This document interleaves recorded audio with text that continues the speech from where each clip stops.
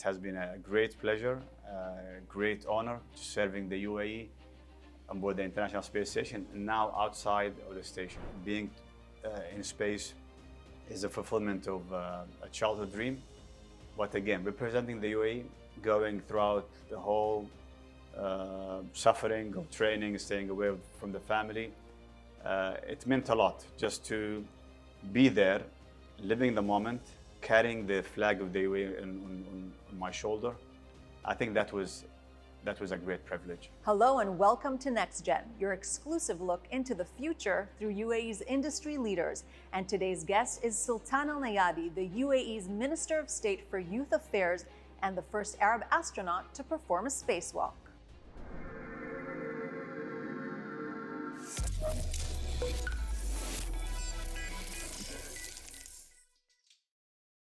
Thanks so much for joining us today, Minister. Thank you for having me. You've been a role model for a lot of youth. Can you share with us the moment that you found out about your appointment? There was a call, I think, during my time with the International Space Station by His Highness Sheikh Mohammed bin Rashid that they want to appoint a Minister for Youth Affairs. And you can apply or people can nominate and suggest some names. So when the announcement came by Sheikh Mohammed bin Rashid, he said there was one name that kept repeating every time. And we announced that we chose Sultan as a Minister of Youth. I remember receiving a call from His Excellency Hamad 𝐬𝐻𝐫𝐤, and he said, listen, we might want you to work for us in the cabinet. We saw something, a potential in you, Sultan, and we really want you to serve as a Minister for Youth Affairs. And I thought this is a great opportunity. I served the country in many ways. I served for more than 20 years in the army, and I told them, listen, if you want me to go anywhere, I'm ready to do anything. And this is actually a great privilege and an honor actually to represent the UAE in another frontier. What went through your mind? Because going from astronaut to minister, it's quite the shift. Initially, yes. I thought, my God, this is the end of my astronaut career. But within the post itself, Sheikh Mohammed said that he will continue doing his role in the space as an astronaut, plus he'll be doing the work of the youth. So that was a relief, actually, just knowing that I'm going to continue my passion, which is going to space. So if you can reflect on the past year, because so much has happened, what was your experience like? Well, it was quite a ride, honestly, and it didn't start last year. We had at least 5 years of training. So I remember the first call for the astronauts in 2017 when we applied. We were more than 4,000 applicants, and then when we underwent a lot of testing and interviews and medical checkups, psychological checkups, and some testing for IQs and so on. So it was, I think, a long period of 9 months of doing all these activities. Then we got selected in 2018 and we were sent to Russia. We did all the training for the first mission. Hazza flew as the main crew member. I was his backup. Then we returned here. We did some sort of outreach, and then Corona hit. But we had to continue training. And I remember Hazza and I went to NASA, Johnson Space Center in September 2020. We started our own training. The whole place was empty. The whole center was empty, only for us and the crew in training for a mission. And we finished our initial training, and then we got the appointment of Crew 6. Then we met with the Crew 6, Commander Stephen Bowen, pilot Woody Holberg, Andrei Fedyaev, Russian cosmonaut. So the whole thing was a whole set of training for more than, or almost 5 years. So you trained for 5 years, and then you spent 6 months on board the International Space Station. Was it what you thought? It worked. Luckily, everything worked. The vehicle, the rocket. You arrive on board the International Space Station, you see it for real. So the whole time we were on the ground, we see only mock-ups. We pretend that we are in space and simulating emergencies and simulating all the calls, simulating that we are preparing our food, doing the shower, using the toilet. But now it's happening for real.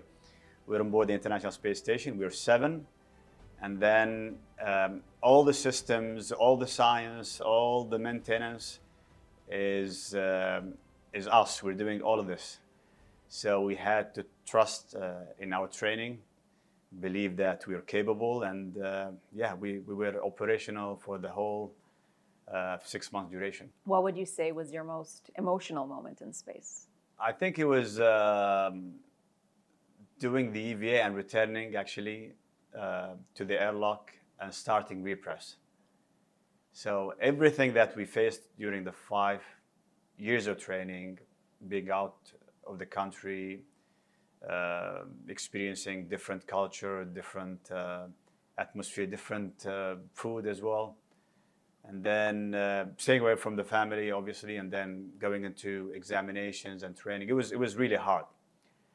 And then you launch to space, you experience weightlessness. It's really exciting. The crown jewel of the mission is going out doing EVA. The spacewalk. The spacewalk. Mm-hmm. Going out, doing 7 hours of extravehicular activity, and I was trying to be like I was vigilant. I was trying to do everything according to what I was taught. And then doing the 7 hours, actually being in space, you made your dream come true. You carried the flag of the UAE outside of the station, happening the first time for an Arab astronaut. Coming back to the airlock and starting repress, I think that was the fulfillment of the whole thing. And I was giving maybe a short time to say something. And I remember our Ivy, which is the astronaut who was telling us the procedure when we were outside, saying to Stephen Bowen, Stephen Bowen, he broke a new record of doing 10 EVAs. And he said, thank you, and glad to be among the top people doing EVA. And then she gave me time to speak, and I remember saying, she said actually, Sultan, welcome to the elite club of being a spacewalker. And to me, that was the moment when it was the peak of the emotion. Coming back, I remember saying, thank you so much. It has been a great pleasure, great honor serving the UAE on board the International Space Station, and now outside of the station. I wasn't thinking of the whole thing as a personal goal. Yes, being in space is a fulfillment of a childhood dream. But again, representing the UAE, going throughout the whole suffering of training, staying away from the family, it meant a lot just to be there, living the moment, carrying the flag of the UAE on my shoulder. I think that was a great privilege. What would you say was your personal goal during these 6 months? Many people say the main goal for an astronaut is not to die in space, which is really risky. You sit on a rocket, 200 tons of fuel. It's a controlled explosion when we take off. You go and live for 6 months aboard the station. Anything can kill you. You can be hit by a micrometeorite. You can have fire. You can have toxic release, which is something really hazardous. So anything can kill you, right? So the main objective is to go, do your mission, and come back safely. And then it comes to the fulfillment of the childhood dream, doing the mission right, and having a good team to work with. We fly as a team, one team, and the aim is to come back as one team as well. Are you ever nervous? Are you ever scared? Normal feeling to be nervous, but it is controlled. The main thing is not to panic, and it's not a pure fear. I think it's some sort of respect, and I heard this actually from an astronaut saying that you have to respect. It's not a pure fear. You have to respect the energy that you are sitting on top. I mean, in terms of the rocket, the launch itself, and then you have to respect the the magnitude of the station itself. So if you take us back to space and to microgravity and the adjustment, you made things seem very easy, from performing jiu-jitsu, eating honey, preparing coffee. How do you describe the experience? I think the first encounter with the space is actually the weightlessness, obviously. So the child in you will definitely come to the surface, and you start playing with food. You start doing some maneuvers and some stunts as well. So that is happening by default. I mean, even during our daily activity, going from one place to another, you're floating, right? You're a Superman. I remember doing the first experiment, everything was floating. So instead of doing the experiment, the actual experiment, I was chasing my tools. So you get to experience this, and then step by step you start to be efficient in terms of handling the tools and coordinating your time. Because the first few days I was running behind every time. I was really methodical, trying not to miss up any step in the procedure, because you don't want to ruin any scientific experiments for maybe scientists who've been working on an experiment for many years. And then you go there recklessly, just trying to rush the whole experiment. So I was really methodical. That gave me maybe extra time in terms of the whole procedure. Again, everything was floating. So when does that become normal? I think maybe within the first few weeks, you start to move freely. You start to control your movement, and then handling the tool becomes like a second nature. So we use a lot of techniques as well, of using Velcro. We use tapes. We use other means like Ziploc bags to secure our items, and then just become like a second nature. What do you miss most about microgravity? Believe it or not, yesterday I was just checking my account, my Instagram account, and showing my kids some of the videos that I almost forgot that that we took. Just saying, do you remember this, guys?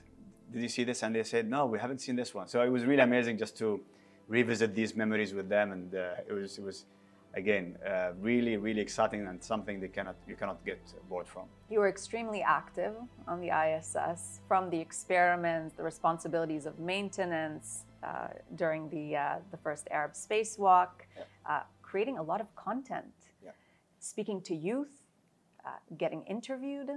Did you have any downtime? We knew right from the beginning that this 6 months has to be filled with knowledge. So it's going to happen for the first time for an Arab astronaut to spend 6 months on board the International Space Station and joining an expedition. An expedition is a period of time when astronauts gather from different nationalities, meet on board the International Space Station, and then spend 6 months or up to a year on board the International Space Station. So normally it's 6 months. So we knew that it's going to be big. We knew that we need to create as much content as possible, because we're not going to fly every 6 months or every year. So I think the teams have done a great job of preparing the content as well.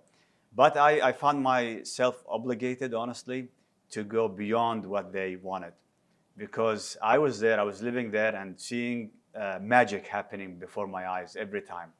Floating things, seeing a bowl of water, a bubble of water in front of you. Things are rotating in a different way. So I started thinking, what about maybe sharing this with the audience? Maybe giving them some physics question, or maybe asking some weird question that people never thought of. So I started with giving them some physics question, and I wanted to hear from them whether they understand the logic or maybe the physics behind this. And then I started recording my daily life, that we sleep here, we pray this way, we shower this way, we eat this way. So I think that was really, first of all, intriguing for many people. They don't understand what's going on board the International Space Station, or they don't even know what is a space station. And then they started step by step understanding why we go to space, It's definitely for the sake of science, for the sake of knowledge, for the sake of the betterment of mankind. Yet we are going there and we are enjoying our time, and we're seeing beautiful sceneries. Then I started documenting some common interest areas, maybe, or places that I've visited. And then I started sharing positive messages to the Arab world, taking pictures of Cairo, Damascus, Baghdad, Rabat, and we saw a lot of interaction. And how is praying from space? How do you pray to Mecca when you're maybe on the other side of the globe? This is the most common question I always get from everybody. And I always try to link it to some scientific figures. So the answer is always, do you know that we orbit the globe every 90 minutes? Do you know that we're on top of the globe with an altitude of 400 kilometers? Do you know that we see 16 sunrises and 16 sunsets? So they start to understand that, this is a different environment. Mm-hmm. And then I start to ask them the question. I throw the ball into their field and say, how many times should we pray? Like five times 16. You do the math. Maybe it's going to be like 80 times. It's impossible, right? And then I start telling them about the common time on board the International Space Station, which is a Greenwich Mean Time. So we wake up every morning at 6:30. We do the hygiene. We have breakfast. And then we start working, even if it's dark outside. And then we have a break, because it's every 45 minutes. We see either a sunrise or sunset. And then we finish at 7:30 in the evening. And then we have our meal. And then we go to bed, even if it is sunny outside. So we tell them the whole story about space. And I mean, your sense of time must be completely... It was challenging the first few days. And then we had to accommodate to the timing, different timing. So I would go to sleep even if it's bright outside. Some of the experiments can take and last years. Yeah. Any results that you can share? Well, there were so many things that we did collectively as a crew. So the Expedition 69, which was our expedition, we did more than 200 scientific experiments collectively. We worked on medicine. We worked on technology, on materials. We were subjects ourselves. We were the guinea pigs, actually. We had so many sensors on our bodies. So we had some watches that monitored our sleep. We had some undergarments, headbands. We had all sorts of monitoring. This is just to see what is the impact of an individual on board the International Space Station. And it's totally subjective. Many people tend to eat a specific food. And many people tend to sleep more. Many people tend to exercise more. So it varies. Yourself? I was exercising, eating very well, even more than the recommended intake. But again, you cannot always enjoy the food, because you get bored after a certain period of time. But I was taking my daily intake. I was doing my daily exercise. Yet it's all subjective in terms of radiation, for example. We had a dosimeter that we kept in our pockets throughout the 6 months duration, and it was different from one crew to another. And some areas of the station are shielded, so you get hit by less radiation. Other areas are not as protected. So it varies. It depends on the time that you spent in any given, let's say, module. I remember working on very specific and cutting-edge technology experiments. For example, I remember applying some medication to some heart cells, and these cells were brought to the International Space Station on a cargo vehicle. They were kept in like a specific temperature, 37 degrees Celsius. And we took them from these incubators and put them in a glove box. I was applying some medication, and then we put them under a microscope. We heard a call from from the ground saying, Sultan, we're hearing, or we're seeing actually, a heartbeat. We're seeing a heartbeat. The cell itself started beating. So that was the moment when I thought, this is really incredible. And this is only one case. We worked on some other experiments like manufacturing or biofabricating some organs. So the experiment I worked in was 3D printing some sections of the knee meniscus. So this is only the beginning, but imagine the potential of maybe in the future starting printing some organs or some vessels, and then you come back and give it to people in need. And this is only possible in space. Why is that? Because whatever you print or you try to biofabricate here, with the gravity, everything will be like squished, or it's going to be like pressed because of the gravity. And just imagine a baby or a fetus in the womb is actually floating, right? So the creation of these organs are literally weightless. So the same thing is happening on board the International Space Station. The micro gravity environment makes the 3D printing happening as if it's like in a human body. You've often spoken about your parents being great supporters and inspiring you to really pursue your dreams. What can you share about both your mother and father and your upbringing in Al Ain? My father was an inspiration himself. He worked for the Air Force, not as a pilot.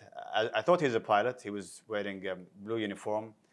And every time I saw on the TV some jet fighters, I thought that he was flying one of those. And I thought, okay, I might be like him in the future, joining the Air Force and then maybe getting closer to the sky, maybe going to space in the future. But unfortunately, that was not the case, because I remember finishing high school with thick glasses, eyeglasses. But that did not hinder me from pursuing something I loved, actually. I chose engineering as a field. And then remember doing the first few projects. They were all about satellites, maybe communication satellites. And I did not let go of the dream. Again, I kept reading, I kept wondering about the universe and seeing all the documentaries possible about the universe, space, what's beyond our planet Earth. And then at the age of 37, I remember the same passion led me to take my daughter. She was 6 at that time. And I thought, okay, if I couldn't do it, maybe she will, within maybe 10 years or 15 years of her age, maybe after finishing university. And there was like a whole momentum in the UAE. We had just launched the program, the Hope probe, and then we had some satellites flown to space. And then I thought having an astronaut, a UAE astronaut, is going to be inevitable. But it might take some time, maybe 10 years or 15 years or so. So you didn't think it would be you? No, never. I thought, no, that might be too late for me. So I took her to the first scientific event run by Mohammed bin Rashid Space Center. And we saw some satellites, we saw some people talking about Hope probe, but we didn't see any astronaut program. But my daughter, Reem, she was really excited. She kept asking some people what's going on. She drew some like pictures of satellites. So it was really, really insightful. Only 1 month after that, 2017, September, I believe, Sheikh Mohammed bin Rashid announced the first call for astronauts. And that was the moment when I realized it might be really happening. The call to go to space is here, and I can't miss it. So I applied. I put a very good resume. I wanted to show my experience in the army, in academia, and the overall general knowledge. So I put a very good resume or application. And One of thousands. Yeah, we had more than, I didn't know how many are applying, but we were 4,000 applicants at that time. I remember going back to my daughter, telling her about the call, and I told her, listen, I applied, and it might be me going first to space, but don't lose hope. We're gonna go together, hopefully, in the future. I need us to talk about or touch upon your mother. I know you received a very significant letter from her while you were in space. Yep. Why did that mean so much, and what did it have written in it? It was a total surprise during my mission. I received a letter. We have regular cargo vehicles that bring some items from the ground. They call them the care packages. It could be a book or a magazine or anything like family pictures. So my wife put a letter. It was from her, from my mother, written in her handwriting, and it was the first time for me seeing her handwriting on a long, let's say, piece of paper, and that was incredible. That was really special. What did the letter say? It was mostly prayers. She's praying for my safety, for my safe return, and how proud she was. And she's following every step of the mission. That was the biggest motivation. When you see our planet from the very unique position of the ISS that not many people in the world will ever be able to see, does that change how you view humanity, how you view the world? Oh, absolutely. Absolutely. So, as I mentioned, the International Space Station is the most sophisticated, most expensive project that humanity ever built.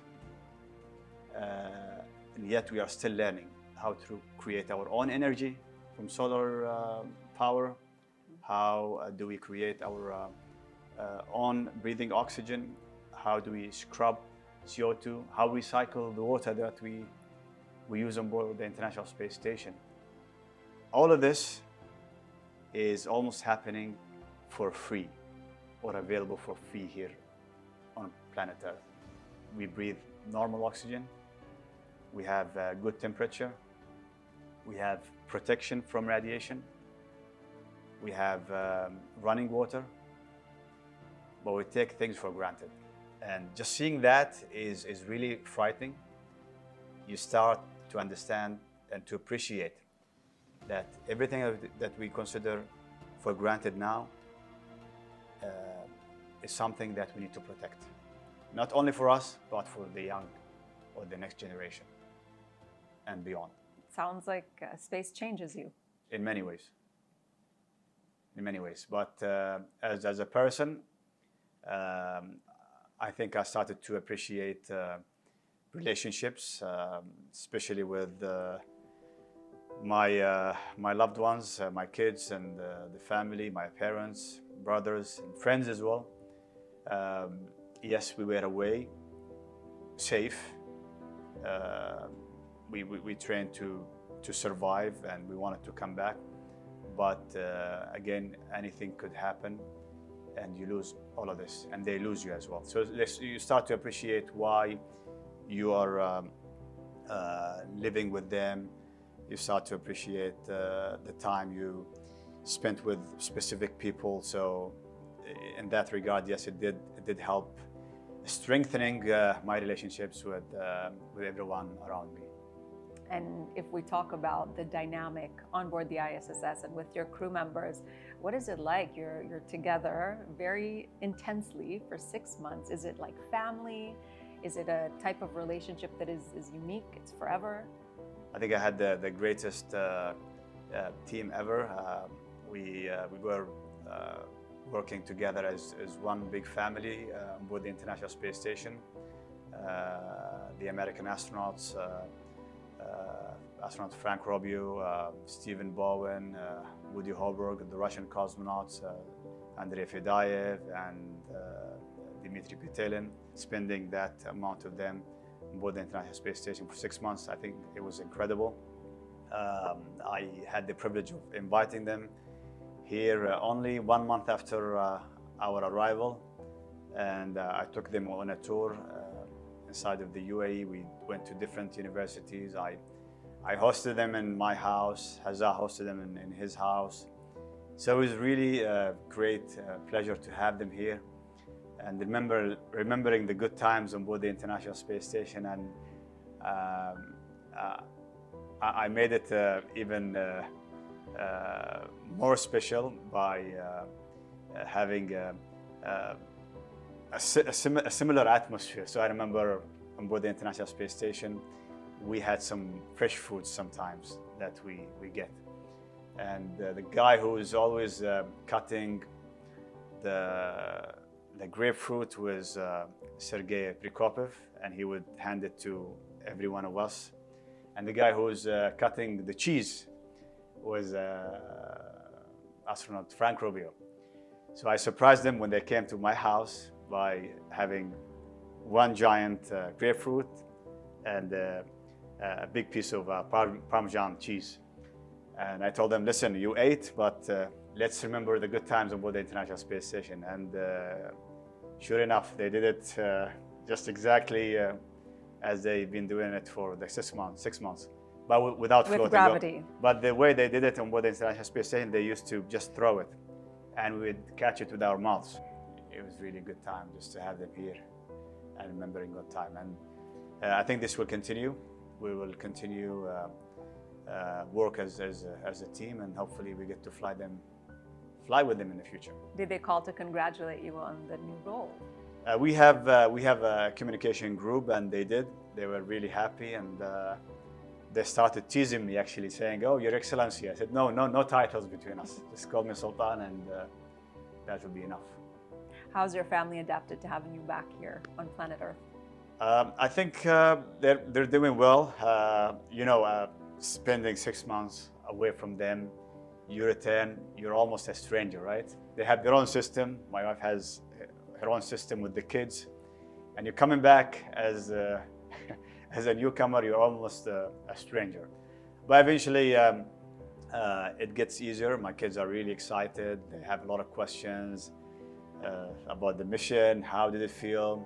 How did you do that? How did you do this? And it was really amazing. And just going back through some of the videos, just looking at some of the fun stuff that I've been doing, I think it's really cool. And it's almost hard to believe that this all happened and we're back with them. So it's really special to just share some of the moments with them. How is the transition from microgravity to 1G? And upon dispatch, you were the last one to come out. You were waiting 1 hour. What does it feel like suddenly having gravity back? It was really challenging. 6 months with weightlessness environment, you start to adapt to not to spend any effort to carry stuff. So we were carrying even hundreds of pounds with just a simple push or pull. It wasn't difficult at all. So when we splashed down, it was high sea. And then remember the first encounter, it wasn't comfortable. So I remember Commander Stephen Bowen handing me a bottle of water, and it felt really heavy, as if I was carrying maybe 10 kilos, because everything was easy on board the station. But that bottle of water felt really heavy to the extent I dropped it. I couldn't bear it. It just felt really heavy, and I don't want to lift it. Everything felt really heavy. My arms, my legs, my head, I made sure that I don't move it because I don't want to antagonize the vestibular system too early. So I kept my head still and focused. But because of the high sea, it was not comfortable. It was really miserable. I spent a whole hour just suffering from the wobbly movement of the vehicle in the sea.